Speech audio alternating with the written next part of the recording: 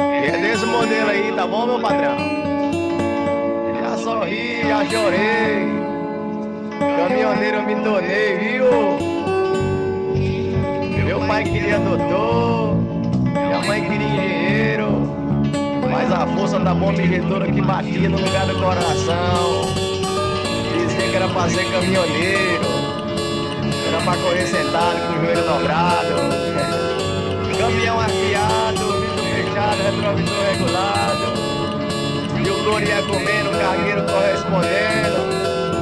Lá o par de bonita forma ali nas madrugadas, né, cara?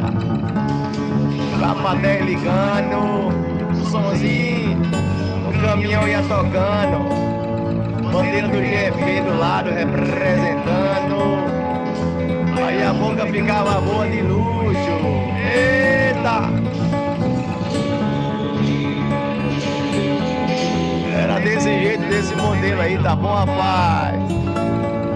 Entregava as cargas no horário combinado ali, descarregava, carregava de novo e carregava novamente, deixava preocupado os parentes, duas pilas na mente para não dormir eternamente. Drogado não, chofer caminhoneiro por amor e profissão, viu?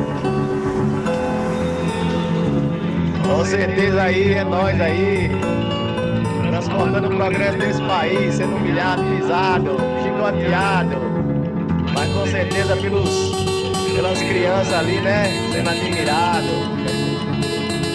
sendo bem falado, mal falado, não importa. O que importa é que nós bota pressão, que nós amamos essa profissão, né? Fala comigo aí, ó, chofer de caminhão.